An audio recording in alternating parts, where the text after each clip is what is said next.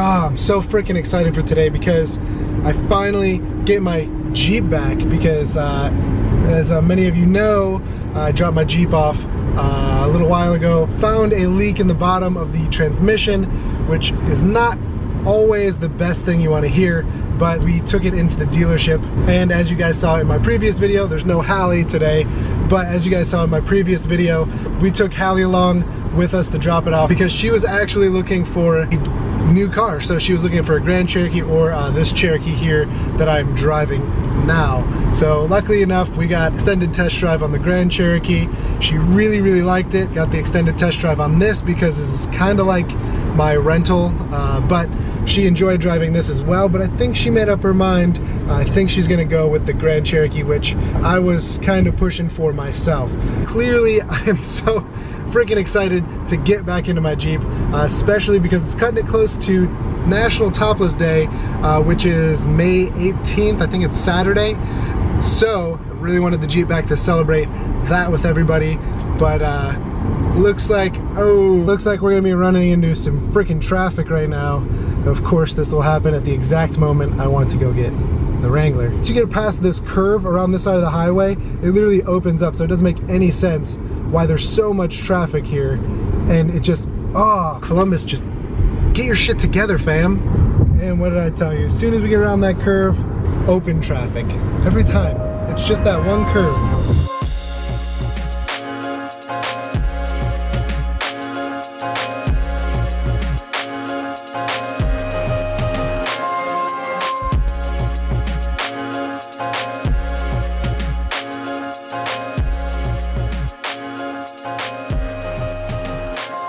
So here we go, we are at my second home, Coghlan, Chrysler, Jeep, Dodge, and Ram. And here is my baby. I can't believe how much I missed this freaking Jeep for the last, I think it was like 11 days I've been missing it. But dang, it is so much nicer than the freaking Cherokee. I mean, not really, because the Cherokee's kind of loaded with luxury, but like, I've missed this thing so dearly. So when we get underneath the Jeep here, where I saw the fluid leaking from, it was actually dripping off of this kind of guard here for the drain. It was coming off of that, not the actual drain. So that is where I originally saw some of the drips, and it wasn't anything, you know, too bad. It wasn't runny. It was one drip every 20 minutes. I mean, one would hang on there for a while before, you know, it would drip onto the ground. But what made it worse was, if you can see above your transfer case, there's that little slot right up in there. That up there is your AC drain tube. For whatever reason, Jeep decided it was a great idea to put the AC drain tube right there. So when I had my AC running, the water that was, you know, excess condensation would drip out onto my transmission, and it would run down and pick up everything along this seal along the way. And that is what made the massive puddle that was underneath my Jeep that I was super concerned about. But really all it was a whole bunch of AC water mixed with a little bit of this transmission fluid. That's not to say that this didn't go bad in the first place, but they did end up replacing the seals for the input and the output shaft. So what does something like that cost? And I got my sunglasses back, by the way, so don't worry about that.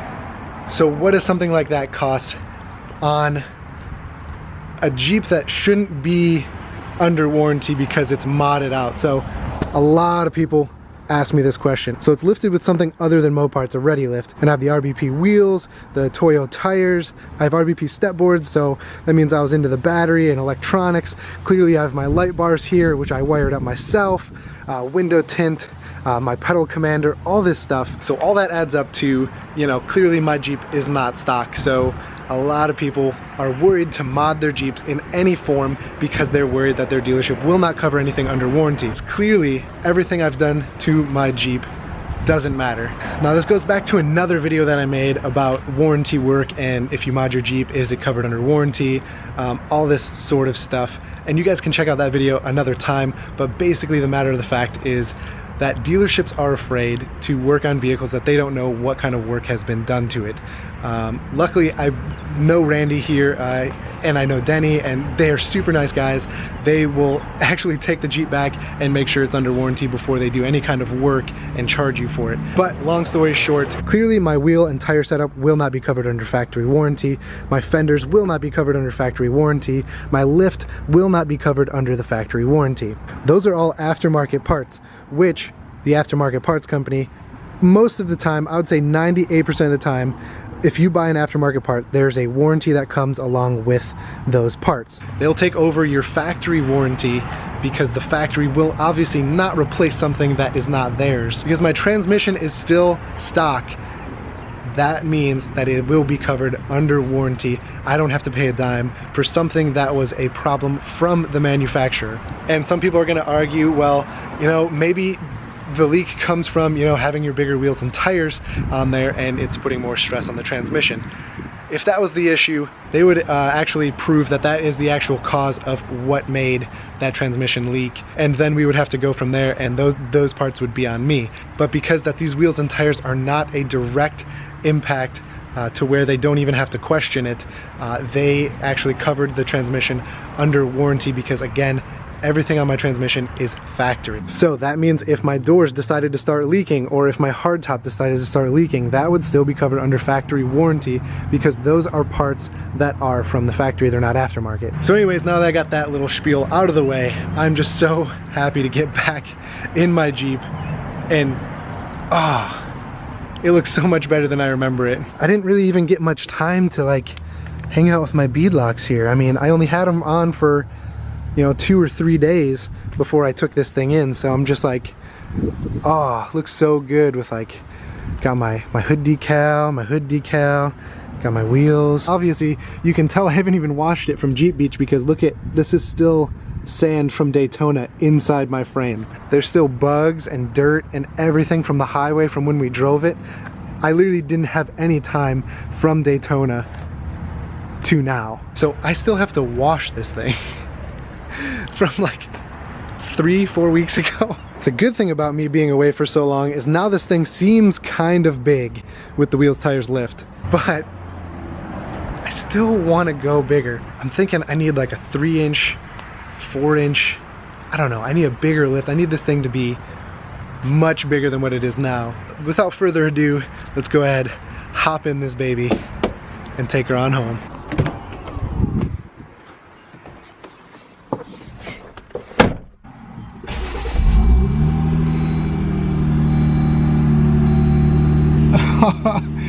Have I missed this Jeep and this sound? That Flow Pro exhaust sounds so good. For a second I thought Ryan was here because there's a Sublime Hellcat sitting right there. Is it nice to be back in here? Manual transmission. Oh my gosh, I haven't driven manual in like 2 weeks. Looks like we're gonna have to get a bit of gas before we head home. But that's not a big problem because I am smiling from ear to ear being back in my Wrangler.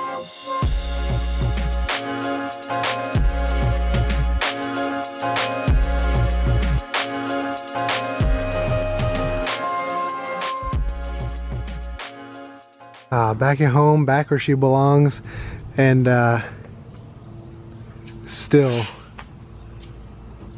too small. Obviously you can't really compare it to this. This is a 12-inch on 40s, and I'm a 2.5-inch on 38s. But the accent colors are all on point because Ryan's illusion purple suspension, coilovers, wheels on the green, and then I got the Rubicon logo, and I got the hood decal with the red wheels, and I want to do red suspension once I get around to it. Especially, I also have the red dash. You leave your comments below. What do you guys think?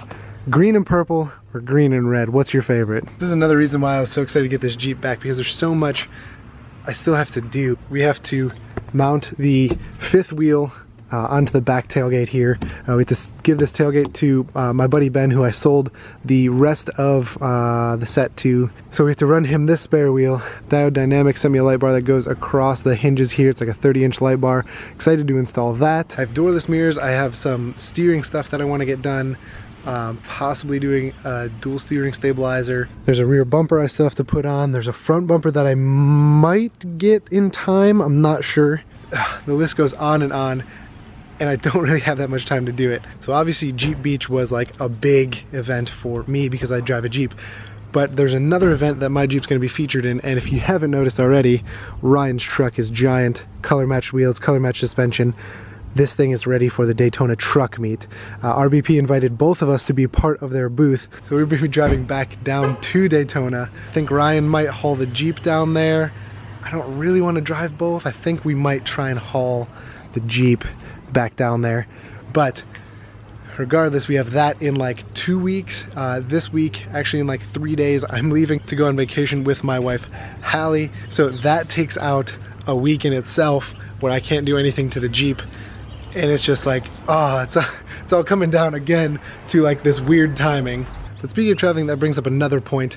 I will actually be in Aruba with Hallie for like the next week. So the timing doesn't really work out for like installing stuff on the Jeep and going on vacation and then coming back, having a week, and then installing everything before the Daytona Truck Show. But that being said, I noticed a lot of you enjoyed having Hallie in the video. She actually enjoyed filming along with me. But since Hallie got received so well in my last video, you guys enjoyed having her around to film. And the fact that, you know, sometimes I don't film for like weeks at a time to like upload, not uploading every week. It's because Hallie and I travel a lot for vacation. We just love traveling. It's one of the things that, you know, we do together as a couple, but we just love to see new places and experience new things. And I was curious how many of you would have liked to come along for the ride. I figure I film them anyway for, you know, just for our personal, you know, collection, for, you know, we could look back on in the future. But I figure I might as well, you know, share some video while I'm out there. I'm filming it anyway, and I was curious at how many of you guys would like to see what I do between when I film for you guys, for the Jeep, for installs, for anything like that. If you guys want to see some behind the scenes of me and my wife traveling, really not that big of a deal. She enjoys, you know, being around the camera, and we both definitely enjoy filming and traveling around. So let me know what you guys think in the comments below. If you guys want me to share some of that stuff of us traveling, you know, behind the scenes again, when I don't post for like weeks at a time, it's mostly because Hallie and I have been traveling. This year alone, we've been to like 6 or 7 different cities. So let me know if that's something you guys would be interested in the comments below. So that'll do it for me today, guys. I hope you enjoyed this video, and we will catch you in the next one.